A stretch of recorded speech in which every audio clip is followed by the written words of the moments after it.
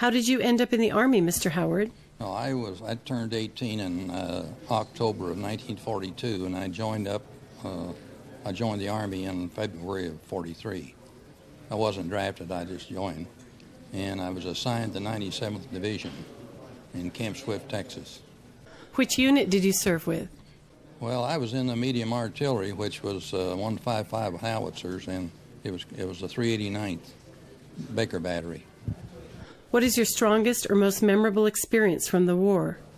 Well, I have two things that stays in my mind. One was going over. It took us 14 days, and I was on a Liberty ship.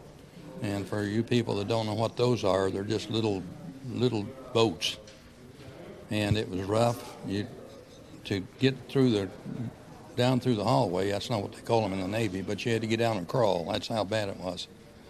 And that lasted for 2 weeks.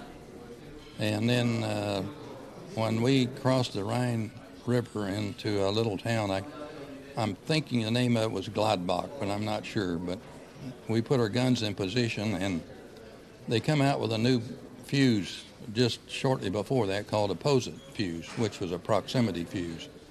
And evidently we weren't too good at it because one of our guns blew up. The shell blew up in the tube and destroyed the gun.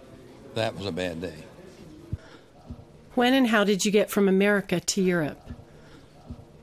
Well, actually the 97th was scheduled to go to the South Pacific.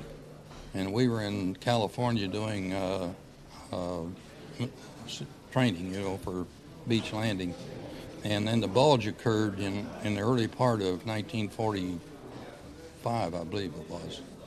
And they changed us, 44.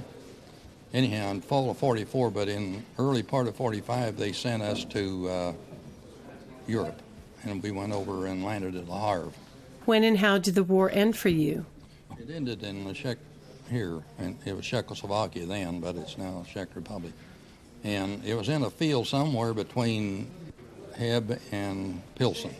I can't tell you exactly where. It was just a big field, and our guns were in position there. How many times have you returned to Pilsen since the war ended? Well, this is my second time. I came in 2005 and had a great time, and we liked it so well why we came back again. Thank you for the interview.